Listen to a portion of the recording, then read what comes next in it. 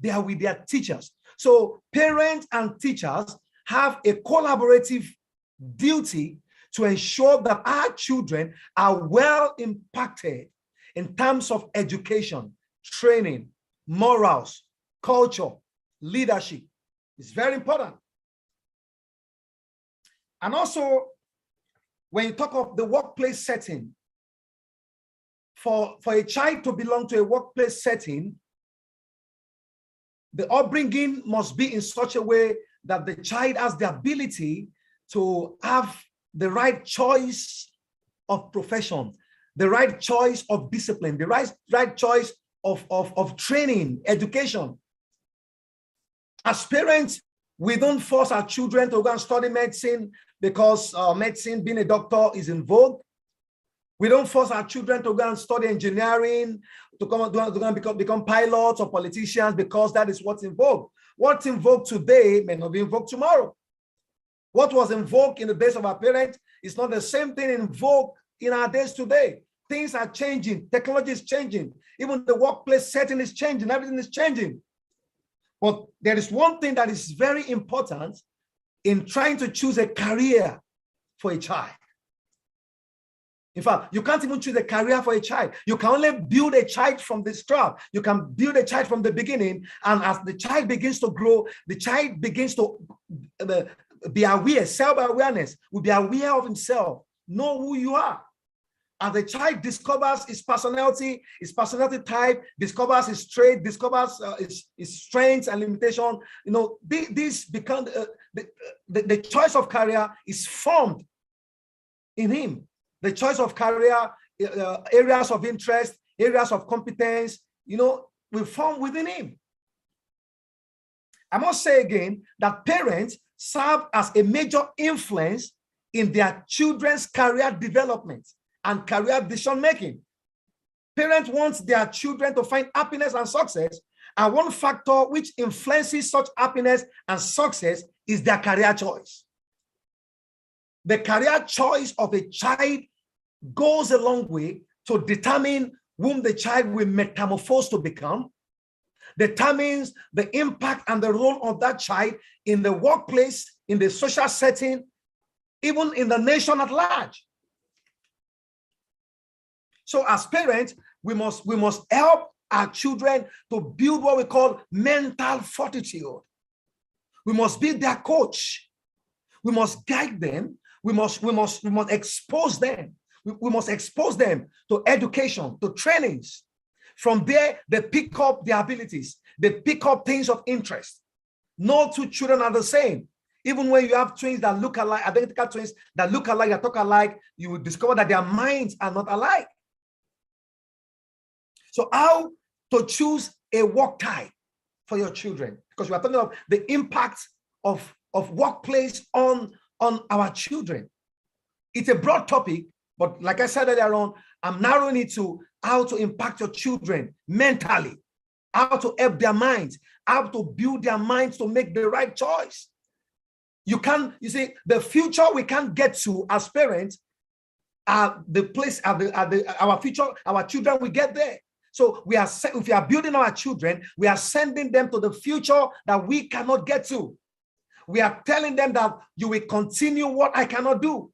And the best way to make them get to the future that we cannot get to is to build their mind and give them the right orientation. So in trying to choose a work type for our children, we must consider their personality. We must ask questions like, how can I help my child to choose a good career, the right career?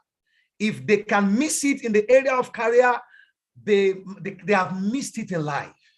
Your choice of career, your career is what you will end up using the whole of your life to do.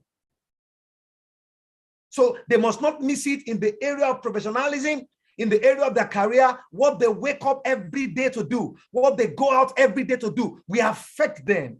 If they have chosen the wrong career, if they're in the wrong path, if they have gotten themselves in the wrong profession, excuse me, we have ended up choosing future generation leaders that will live as sadists, that will live as an unfulfilled individuals. So we have a collaborative role to ensure that questions of how to choose a good career, how to help our child choose the right career without overbearing them. Let them guide them to choose their career. Don't enforce their career on them. I've met a legal practitioner, a lawyer, who said to me, I said, what do you do? She said, I'm a lawyer, but I'm a businesswoman. I said, I don't understand that. She said, my father wanted me to be a lawyer. I ended up being a lawyer, and I gave my certificate to my father. And after then, I went back to a business, my area of passion. So a lawyer who ended up becoming a business woman in the market. And she told me that she only wanted to satisfy her father. So life has passed the stage of parents or teachers trying to law a particular profession on our children. No, we are damaging their mental health. We are damaging their minds. They can't say no because of their age and because of the consequences of them saying no. But we have to understand that as parents, each time we coerce our children into careers, into professions that they don't want to do, we are causing problem for the future generation. So how to help your child choose the right career without overbearing them is very important. Support them, don't over on them. For example, I wanted to be a medical doctor. You know, my first JAMB examination, I didn't meet up to the cutoff mark, but I did well, but I didn't meet up to the cutoff mark. So I wanted to write a JAMB the second time. In between the time I got the JAMB form and the time I submitted my form, my father told me about geology. I said, what is geology? I was talking about medicine. You are telling me about geology. What is geology? Oh, you work in Chevron, you work in an oil company. At the end of the day, between the time I got a new JAMB form and the time I submitted, I changed my mind from becoming a medical doctor to becoming a geologist. And I ended up never working as a geologist in my life. And I found myself back again, even in the medical profession, my area of interest. Don't over decisions over your children. Only support them and guide them. Speak the language, don't speak for them. Hello? We can't hear you. Can you hear me? Now, yes. No, what's happening there?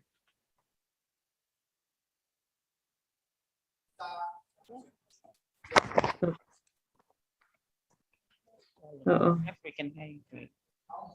It looks like he's been locked out. Oh, I can hear him clearly, really.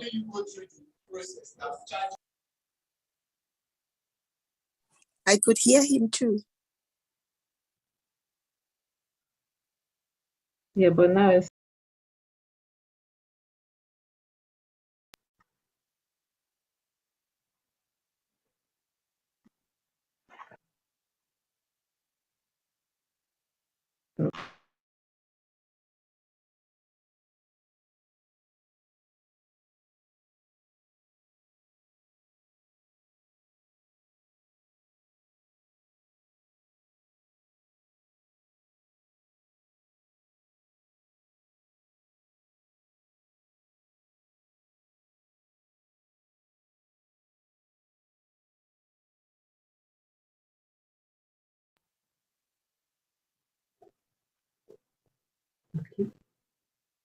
okay. So while we're waiting for him, it seems there was a network issue there, and he's been locked out. So while we're waiting for him, I just have.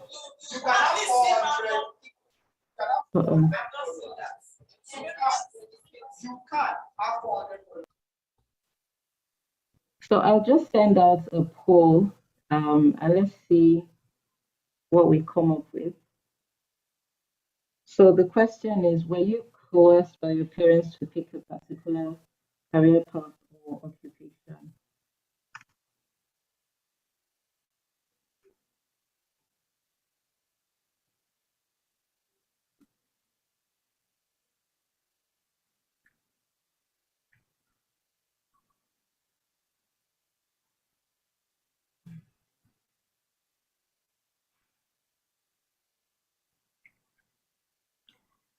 So we're still expecting answers.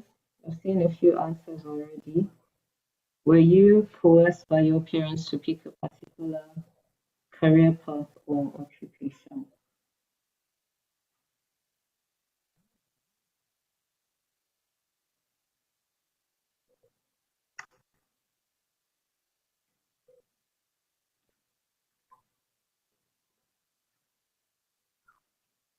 So we have, I'll end the poll now. And the results as of now, we have 7 people responded. 14% said they were coerced, so just one person, and 6 people said they were not coerced by their parents. So we'd like to thank our parents who didn't force us into, into a particular career.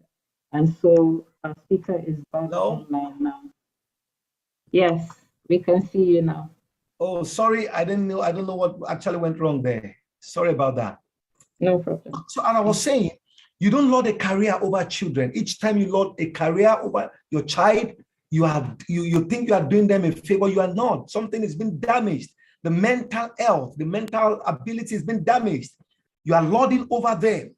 So the mental health of a child is very important to me. For you to build a nation, you must build a set of children, a set of words, children that have good mental health, solid, fortified mental health. I was saying, you speak the language of a child, you don't speak for them.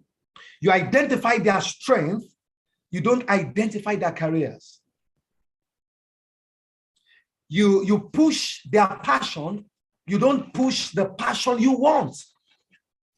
I told you about a lawyer that graduated, went to the law school, gave her certificate to her dad, and ended up being a businesswoman in the market, all because she felt she was coerced to study law. As such, if that scenario was not realigned back, then you have damaged a child that was supposed to impact a nation. And each time you damage the mental faculty of a child that is meant to impact the nation, you have actually damaged the nation. So as parents, you can help your child figure out what makes them tick. You are their mentor, you are their coach. You must help them to find their areas of passion.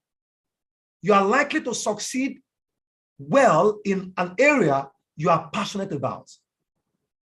I follow my passion. Your passion is stronger than any other thing. There is a place of certificate. There is a place of your area of interest. There is a place of your passion. There is a place of your talents. You must understand these things. That you're an engineer doesn't mean you will succeed. And that doesn't mean you won't succeed. That you studied fine art in school doesn't make you a lesser person than somebody who is a pilot or who is a surgeon. So we must help our children to foster their natural talents. We must challenge them to discover themselves. We must sign them up for sports, for instruments, so that we can see their areas of talent. In those days, when your parents see you playing football, they picked up their cane and spank you and ask you, come and get inside and go and study your mathematics, go and study your physics. But nowadays, when parents even help their children to discover their football skills, to fulfill their passion in terms of sports. As parents, as teachers, we should encourage them to do their own work. We support them with their own work. We have to be close to them. This is when we are able to understand the makeup of our children. And we must keep the conversation going.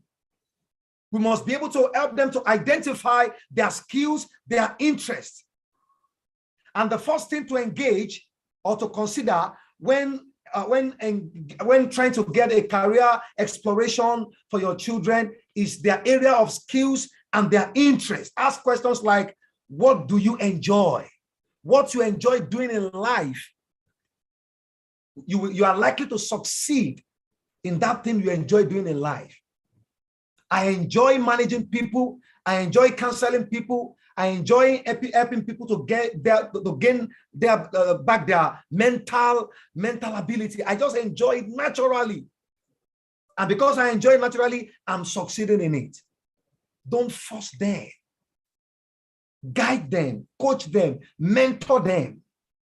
As you guide, coach, and mentor them, they will grow up under our tutelage, and they will grow up discovering what they are made up of, their talents, their skills, their area of passions, their desires. You can also consider the following questions, in trying to help them locate or make a good career choice. What school subjects do you enjoy most and why? I have a child right now. I have a son who is 10 years old. As I talk to you, he can tell you all the organs of your body. He can label and tell you all the organs of your body. There are things I don't know. He goes into the encyclopedia to get information. He loves sciences naturally. I never told him about sciences per se, but he loved sciences naturally. Everything about him is discovery. Everything about him is research. A 10-year-old boy. Then as such, I've seen him growing to see his area of passion as a scientist, to see his area of passion. You understand? So you can begin to say, okay, this guy, maybe he will like biology, he will like medicine, he will like sciences and things like that. Not that I will tell him, no, don't do that. I have a daughter who doesn't even like that science area. All it tells me she wants to do at the age of 8, I want to be an entrepreneur. I want to have my business. I want to have several businesses so that I can employ a lot of people so that they can work for me. We can work together. As I talk to you at age 8, she has started doing beats, and I even buy a beat just to encourage her. And one day she told me, Daddy, let's have a small shop so that I shall be selling beats and make money. I said, why do you need money? She said, so that she can give me money, I can pay her school fees. I said, don't worry, God will provide your school fees. There's no problem about that. But what am I saying? That is our area of passion. I asked her one day, don't you want to study medicine? She said, oh, no, I don't like that. I don't like that. I don't want to be a doctor. I want to be a company owner at age 8. She already formed. She's formed already. She has interest, passion in selling things, entrepreneur. So that is how to build a nation. That is how to build the next generation of leaders. Leaders who are doing what they are passionate about, and they are passionate about what they are doing. Leaders who are not forced into doing what their parents wanted them to do. Leaders who are doing what they believe they are called to do, and they are building skills, they are building capacities, abilities. They are getting more passionate about what they are doing. That is how to have a workplace, a work environment, a work setting, and a nation that will be fulfilled. You can encourage your children, expose them to work types. Education and teaching is there as a work type. Healthcare is there as a work type. Property development is there as a work type. Business, arts, environment, law, etc. They are there as a work type. Because these children, you see, you can't give what you don't have. It is what they have been equipped with. It is what their mind is filled with, they will exhibit.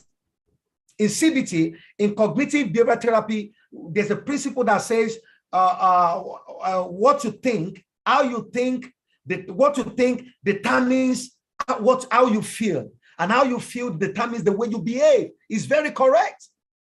It is your thinking that determines your behavior.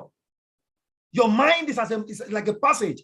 All manner of things are passing through your mind that form your thinking, that form your feeling, that eventually form your behavior. You can't succeed more than your behavior. Your behavior. And the last thing I want to say this morning is we should help our children in the area of intelligence. There are children coming up. We must be deliberate about what we impute into them. We must be deliberate about what we expose to them, because you are their coach, you are their trainer. Once they are formed, they can begin to, branch into whatever they want to branch into. But you hold them that area of intelligence. And that is why as a psychologist, I will tell you that there are four areas of intelligence, but I've added the fifth one. We have the emotional quotient, we have the intelligent quotient, emotional quotient, then we are social quotient, advanced quotient, and spiritual quotient. Now, when it comes to intellectual quotient or intelligence quotient, this is the measure of your child's comprehension ability. Its ability to solve mathematics, its ability to memorize things and to recall them. That is what forms your intelligence in class. That is what determines if you be an A student or an F student or a B student. But that is not enough to form the destiny of a child. And that is why we have what we call the emotional quotient. Is the ability to understand, use, and manage your own emotions in a positive way, to relieve stress, to communicate effectively, to empathize with others, to overcome challenges, and to diffuse conflict. The workplace environment will come with all manner of emotions, all manner of stress. The work environment itself is stressful. So how do they manage the stress? How do they cope with stress? Even going through education in life is stressful. How do they manage? How do they relate with their colleagues? How do they communicate? It's very important. It forms part of their life. And the third one is social quotient. It's a measure of your ability to build a network of friends and maintain it over a period of time. You must be able to connect, because life itself is about relationship and it's about connecting with people. There are places intelligence will not take you to. It is your connection that will take you there. There are places that your intelligence will not take you to. It is your ability to have emotional intelligence that will take you there. And there's the fourth one is the adversity quotient.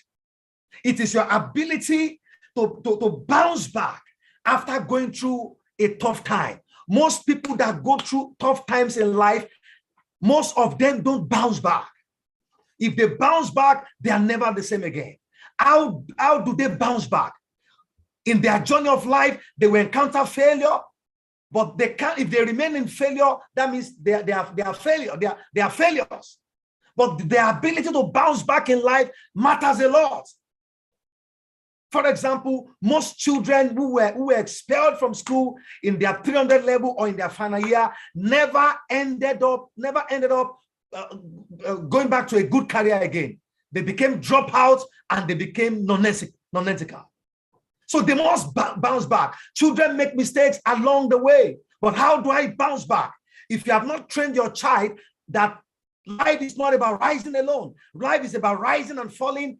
Life is not just about right things. It's the combination of the right and the wrong things. Because when they find themselves in the wrong things, how will they bounce back? So we must train our children, coach them. Teachers and parents have the collaborative duty to let them know that adversity quotient is very important. Everyone you see at the top, everyone who is maintained at the top, who have the capacity to be at the top and maintain the top, has the capacity to has that skill or intelligence called the adversity intelligence. Then the last one I want to discuss is the spiritual intelligence, or the spiritual quotient. What is the usefulness of your education if you don't understand God? God is everything. At the end of your career, at the end of your education, at the end of your expertise, at the end of everything, do you have character? Do you have God? Character is everything. Do you recognize the maker of the heavens and the earth? Do you know that even when your strength fails, there is God who can help you through? And that is why when you look at it now, when you look at it very well, just flashback and look at your colleagues in those days. Your colleagues who were first class holders, your colleagues who were leading the class, are they the one leading in career now? Most people will relegate to the back seats. In those days, they are the one leading the class now. So it's not sufficient to rely on intelligent quotients. Oh, because my son can do mathematics, because he can do biology, he's the best student in English. That doesn't mean it will be the best in life. You may be the best in class and not be the best in life. So let's prepare children for life. They will leave that class and move to another class. But by the time they graduate, by the time they find themselves in a workplace, in a work setting, that is a permanent thing for them. How will they cope? How will they survive? So in other words, I want to advise parents in conclusion, because people with higher emotional content and so do well than people who have ordinary intelligent content alone. That is why a rich mechanic can employ a professor. Ladies and gentlemen, I want to submit today that as parents, we are the first coach of our children. We are the first trainer of our children. We are the first teacher of our children. We must be deliberate on helping them to discover themselves, to be aware of themselves, to discover themselves, and to transform into what God wants them to transform into. We must not coerce them, but we must guide them, help them to discover their areas of interest, areas of passion, so that they can make the right decision in their choices of careers. And as such, we are building a great nation. We are building a great workplace. Thank you very much. I appreciate it.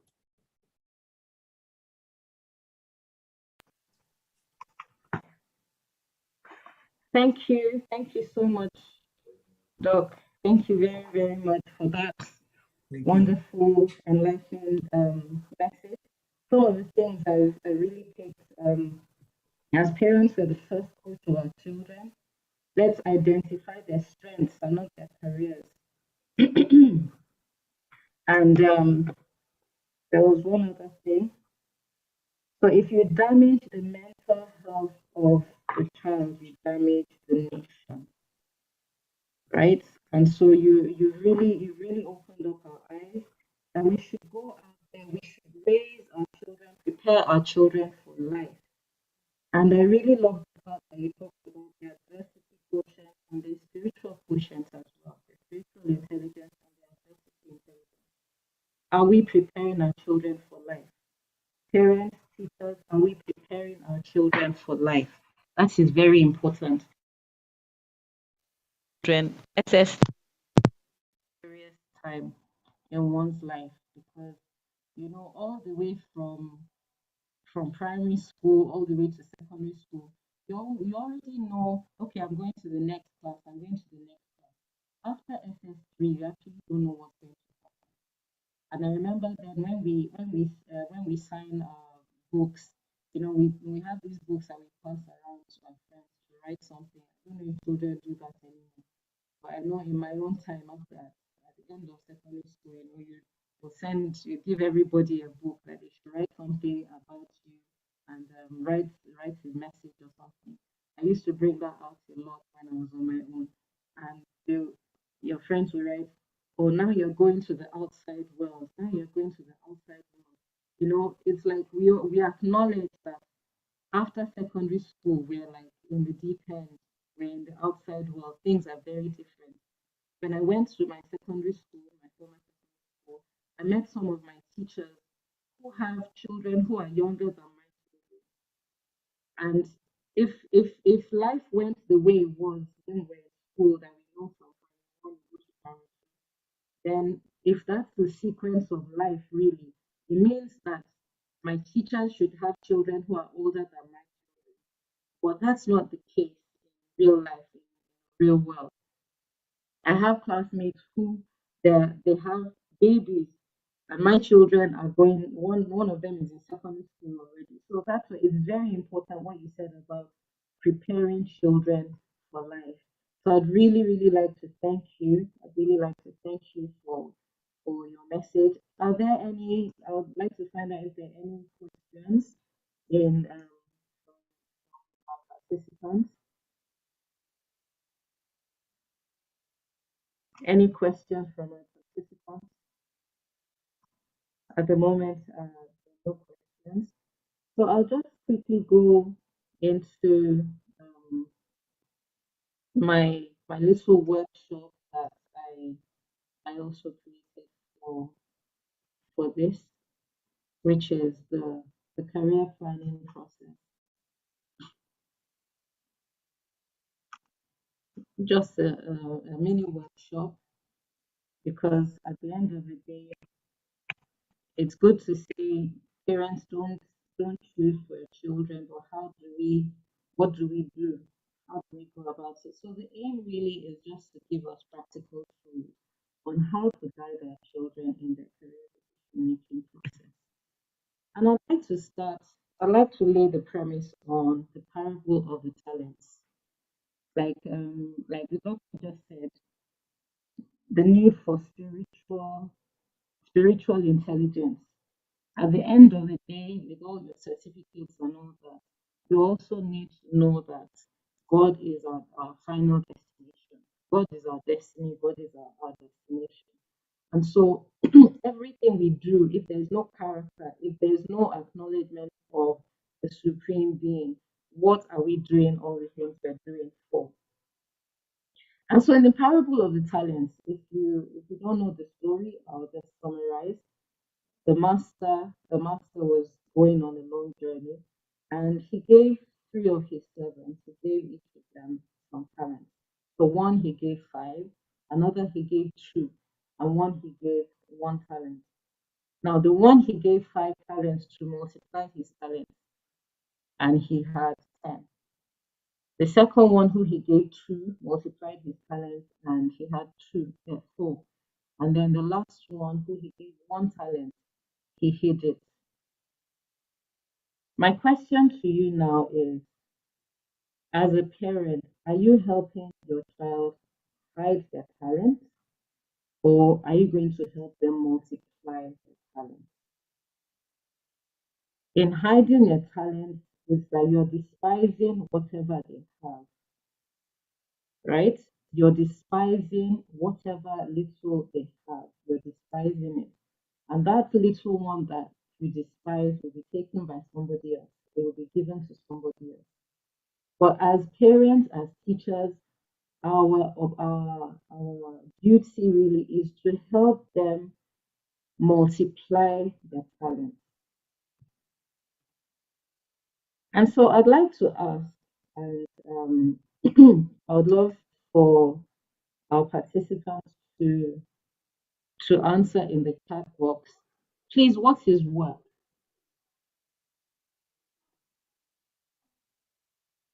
I'd like everyone to just respond in the chat box. What is work?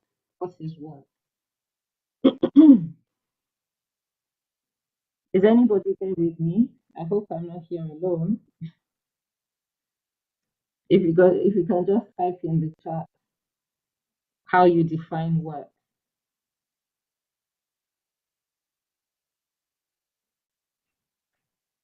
Okay, I feel like I'm alone here. I'm not hearing from anybody.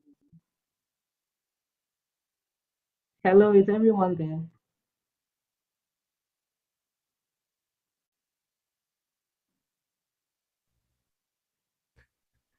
Okay.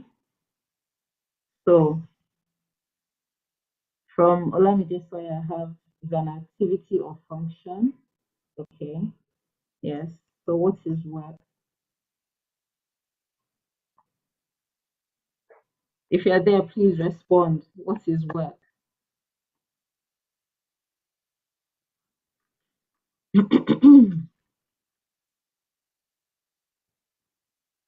Okay, so I only got one response.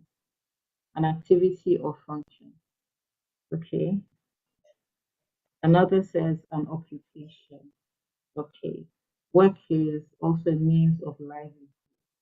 Okay. Thank you very much for your responses. Those are usual responses. But the mantra, what I usually what I teach students is this: work is service. It is what we do to produce something of value to ourselves and to others. So in everything we do, whether you're working at home, whether you're working in the workplace, every single thing we do is service.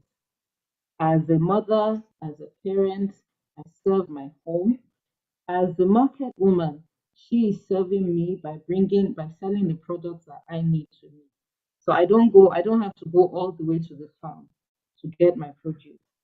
The market woman has brought it closer to me. The hairdresser makes me look good. The doctor takes care of me. We're all through the services we provide or the products that we sell. Work is service to humanity in everything we do. We're producing something of value to ourselves and to others. And then what is a career? So I don't want to take so much of your time. The way what I teach children is this. So my career is an expression of who I am in service to my community, whereby my community could be as small as my home and as big as the entire world. So whatever you're doing has a ripple effect wherever you are through the services that you are providing to people. Everything we do, what goes around comes around. We're providing a service to someone in the different communities that we belong to. And we all belong to different communities. I'll give you an example of my own community. These are the four major communities I belong to. I belong to my home. In my home, my role, I am a wife, I'm a mother, I'm a homemaker. I also those are my major roles. But I'm also a child to my parents. I'm also a sibling. I have brothers and sisters, and I'm a friend. I'm a neighbor within my neighborhood. How I serve within my neighborhood has, or how I behave within my neighborhood has a ripple effect on everybody else within that neighborhood. The next community I belong to is a school. School, while I might not be going to a four-class building, a four walled building, I'm a lifelong learner. And as I go into my next level, I would go through training to achieve my next step. And I know as many of you as are here, as you're going, maybe you want to do a promotion, you want to change your job, you want to change, you go for more trainings, and that's why we're lifelong learners. Then another community I belong to is my place of worship. In my church, I'm a worshiper. I also belong to a department. I'm a children's teacher, and I also have friends in church.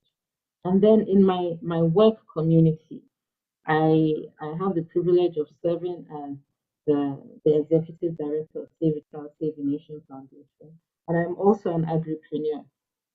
So these are the different areas of my life. These are all this is what constitutes my career. People normally talk about work-life balance. However, if you look at your career holistically, then your life would be more balanced if you are able to take all these different areas into cognizance. If you recognize these different areas where you're playing major roles, then you'll be able to balance out how you live your life. And your life will be balanced. So you wouldn't be talking so much about work-life balance. Your work is a part of your life.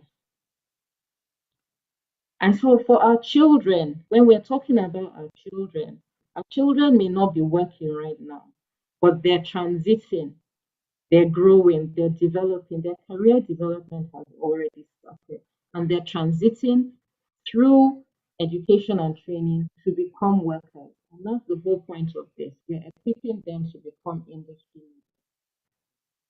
And so the career planning process goes this way. It's a very simple process, but it is a process all the same. And the first thing that we ask, we've heard Mrs. Sawyer say that, and we have heard Dr. Adini say that as well. Self-exploration. Who am I? In everything we do, most of us, our parents here, were all married. Before you got married to your spouse, you would ask yourself, who am I and who is this person I want to marry? Are we compatible? I mean, nobody is perfect, but can I manage this person's imperfection? Can this person manage my imperfection? And the same thing, for what you're going to do for the major part of your life, you need to find out who you are. Who you are is very important. As Doctor was saying, he was giving an example of his children. One is very science oriented. He has seen that, he has studied that. And the other is very entrepreneurial. When you know this about your child, then why would you want to force them into something else? Career exploration is the next part. At the end of the day, when we sum it up, every occupation that exists today existed out of the need to solve a problem within society. You heard me talk about the um the documentary of the telephone operator. Somebody was looking how were the phones created in the first instance. We wanted to solve the problem of communication. And over the years, it has developed and evolved to what we have today. And now we're even in a Zoom class, and I can have people from all over the world. I have one of my friends here online. She's in here from Germany. I have people that are outside of Lagos, and all of us are here on this call. All this came as a result of people wanting to solve the problem of communication. And so every occupation, there are problems, as I said, there are problems that have not shown up yet, which our children are going to rise to solve. Are we preparing them for that time? So the question always is, what problem is not what job do I want to do? No, what problem do I want to solve? We're raising our children to be problem solvers, the industry leaders of tomorrow, those who are going to safeguard the walls of Africa when we rise and grow. And then the next question in the career planning process is, how do I develop the skills that I need to solve the problem that I want to solve? How do I develop capacity? How do I go from this level to the next level? This is, I'm sure most of you still do that now. When you see, oh, I want to develop my capacity to the next level, then you go for one different training or the other. So while you're at this time, you're saying, okay, how do I develop this skill? So you start looking for where you'll get the training. After that, number 4 is then you now make an action plan. So let's say you see a training, you might not be able to take up that training immediately. It might be maybe due to your work schedule or your finance. You now need to put down an action plan. Okay, I'd like to study this, but I don't have the money yet. I'll be able to study if I'm able to save up some money for this year. I'll be able to start this in January. These are our action plans and the way we try to implement so that we can reach our goal. And this is the main structure of the career planning process. I want to go a bit deeper into who I am. And I remember Mrs. Sawyer and Dr. Adeni have talked extensively about this. Our interests, our values, our skills, these are the things, these are the building blocks of who I am. The interest, the feeling or emotion that causes attention to focus on an object, an event, or a process. Like Doctor was saying, his son is always he can talk about the human body. He can write everything about the human body. He has a deep interest in that, and he's so focused on that. Even if he does not become a medical doctor, there are other areas as well. I learned about anatomy, physiology, medical rehabilitation, therapy. There's so many things that you can do based on that interest of looking at of the human body. And your values, the values that you have, the principles or standards of behavior of one's judgment, what is important in life. If you're a family person, you love to spend time with your family. If your job does not avail you the possibility of staying with your family, there will be frustration eventually. And you will not perform optimally at work, and you will not perform optimally at home. So your values are very important. These are the things that what is important to you, like your motivators as well. What do you want to do? What do you want to get out of whatever work that you're doing? Is it that you want to save lives? Is it that you like working with things? The values that you hold dear. If your job does not allow you live according to your values, then there'll be frustration, and this has it has it has a negative impact on our mental health. And our skills, the ability to use one's knowledge effectively and readily in execution or performance. We have talents which we can build into skills. So, for example, the footballers of today, they had the talent in the first instance. They had the talent, but then they developed it into a skill. There's some skills that we learn and that we learn out of necessity. So, for example, our children have to do all subjects. They're being introduced to all the different subjects in basic education. It's by the time they're going into senior secondary school, then they now start to narrow down. They start to narrow down to the subjects where they're more interested in, and that's where you now see the intersection between the values, the skills, and interests, right? But sometimes your skills also will help you to further your interest. So, for example, when I was much younger, studying abroad, I had to do I had to work so that I could keep body and soul together. I learned cleaning from my house chores. And so, getting abroad, there was a time I had a job cleaning somebody's house. I'll go to her house twice a week. I'll clean. I had no problem with that. That was not my main job, but I was using it to further because I was studying at that time. So I was using it to further. I was using my skill to further my interest and my value. So these are very important. It's very important to teach our children skills, the everyday skills at home. These things, if they don't do them, they cannot build them, and they cannot. So while they're building skills at home, our normal day-to-day chores that we do, it just helps you even by the time you go out. There's sometimes people lose out because they're not ready to get their hands dirty. But if from home you have raised them to be able to get their hands dirty, they can go anywhere and do whatever needs to be done at the time that needs to be done. Our skills are very important. Skills building very, very important. And so where we understand you or your child, where you understand your personality type, where there is, according to development, career development theory, and in real life, what happens is that where there is um, an intersection between your personality and work environment, in the case of our children, it will be in the subjects that they learn. Subjects that they learn, that is what constitutes their work environment. So a child who you already see is artistic in nature and you say, I want my child to do science, you're already creating, you're already setting up your child for failure. And you're already, like the doctor was saying, when you damage them mentally, you're damaging the nation. We don't want to damage our children.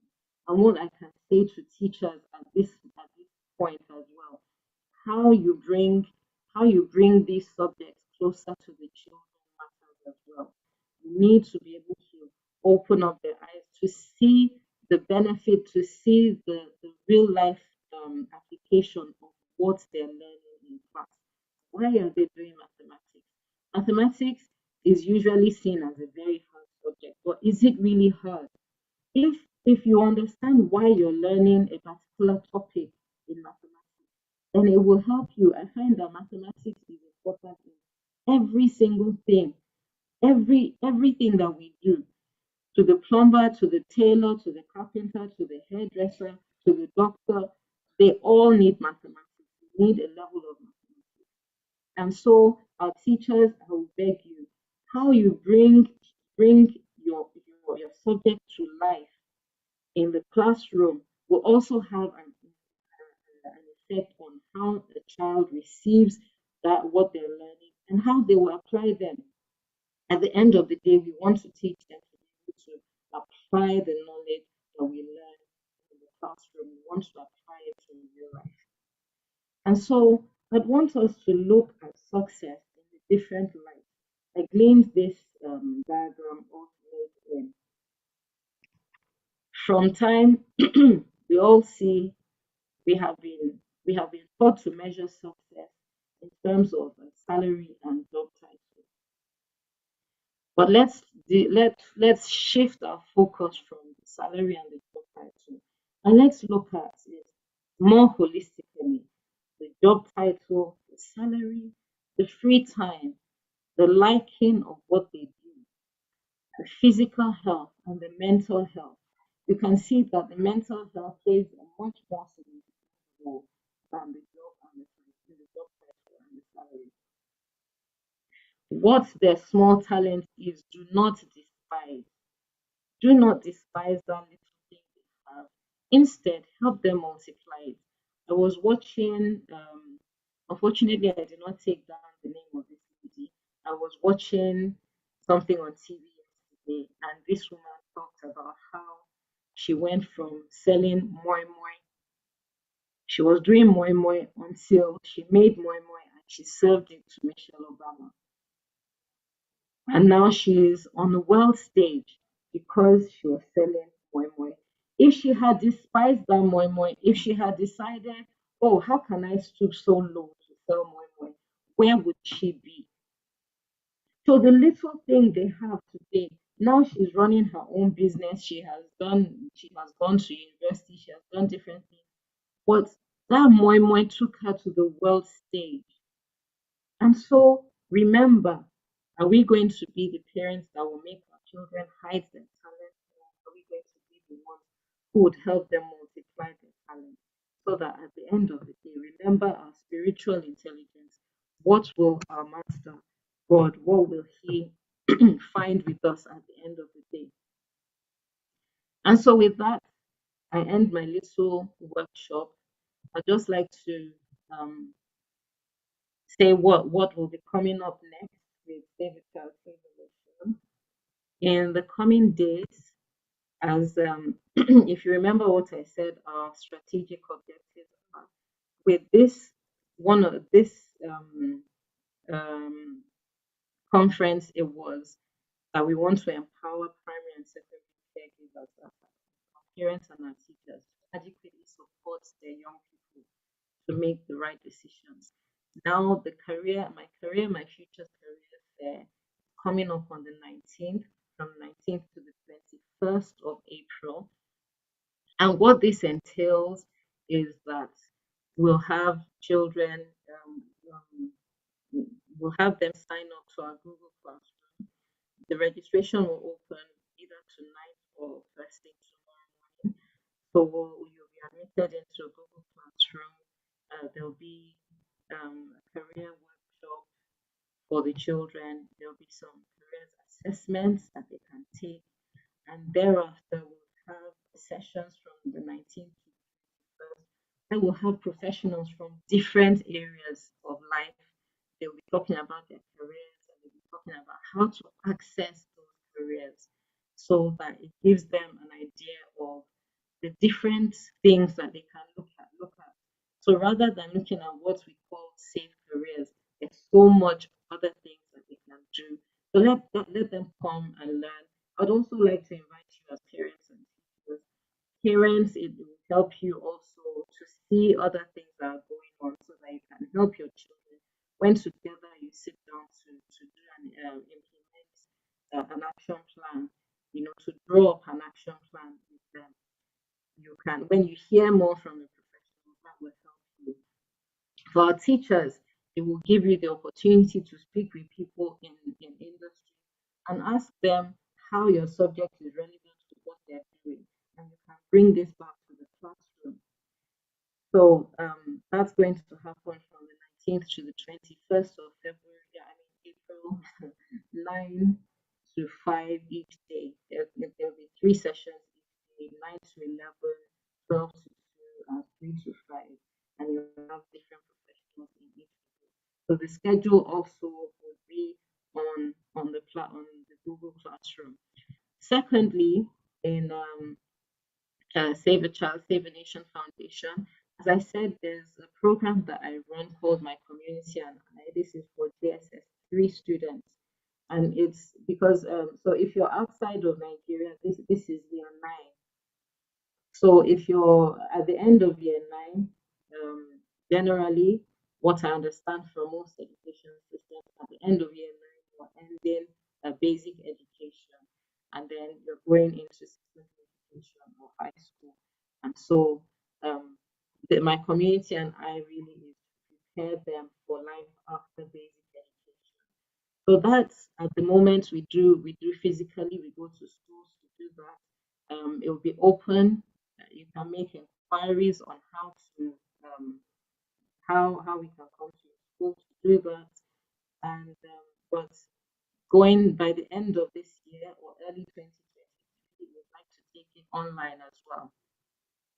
And then also our target for the end of the year is that we'll also be running one-on-one career counseling sessions with parents and children. So once we start with that, we'll send out the word. I also want to say that my community and I will also do that with churches. So if you invite us to a church, we can come to do that, or if at the church you'd like to do that as an outreach, an in-reach for your children and outreach for the community around you, and also do that with you. So I'll end this now, and I would like to have a concluding word from our speakers. Mrs. Olamide Sawyer, is there anything you'd like to say in conclusion? I'd like to say thank you for this session. I'm sure we've learned one or two things, and yeah, so we're here to support you.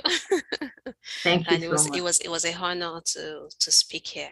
Yeah, so thank you Thank for you the so much. opportunity. And I'm also available for any advices. If any parents or teacher wants to speak to me, I'm available. Yes. Okay. Thank you so much. Thank you. Dr. Adeni, is there anything you'd like to say?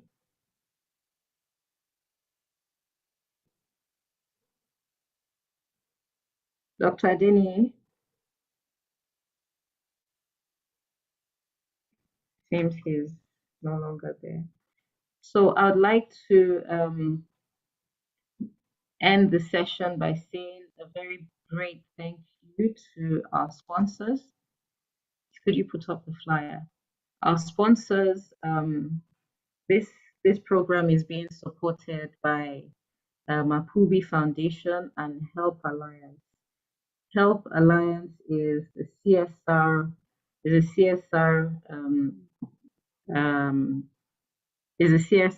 part of Lufthansa Airlines. And so we'd like to say a mighty thank you to you both for supporting us. Last year when we did this, we had support from Neward, and this year we're having two supporters, Help Alliance and Mapubi Foundation. I'd like to say a very big thank you to you for supporting this.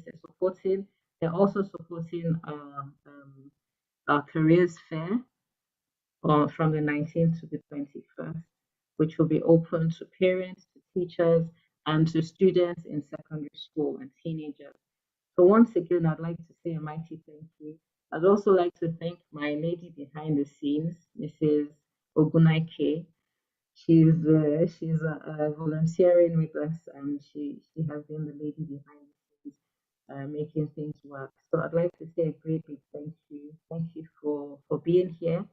May I have any last words from participants? Kindly unmute and say hello.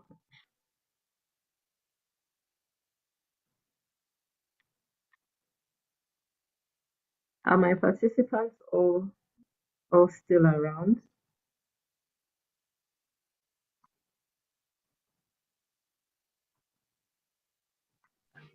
Okay, so hello. So, you hear me? Yes, we can hear you. Yeah. So my name is Ziad. So I'm the general manager for Lufthansa in Nigeria. Okay. To be honest, honestly, I wasn't very involved because I think I was really willing to see exactly what the parents here in Nigeria think. And first of all, I'm really happy that by Help Alliance we are supporting the idea. I think it's a great initiative you are doing. I'm sorry, I'm outside, so maybe you hear some sound from Lagos. But still, I think a lot of things to do with that because really you are building the personality, the skills of kids. And I think that's one of the important things this country needs. I think I'm here in Nigeria, okay, recently, like 6, 7 months. But I have to admit that I'm really impressed by the potential of the country. So I think they are really contributing to support the growth of the kids. I hope we can also do a lot of things together. And of course, Olamide also is our HR manager. She joined you. Probably in the future, other colleagues from other fields can also join to share experience. And if you need any support, of course, or any parents need advice on the aviation industry, they have kids, they like it, they want to know a little bit what they can do, they can reach to us anytime. As I said. Thank you very much. Thank you so much, Ziad. Thank you. Really appreciate your time. And so with that, we wrap up our session for today. Thank you once more. God bless us all. And goodbye. Bye-bye. Goodbye, everyone.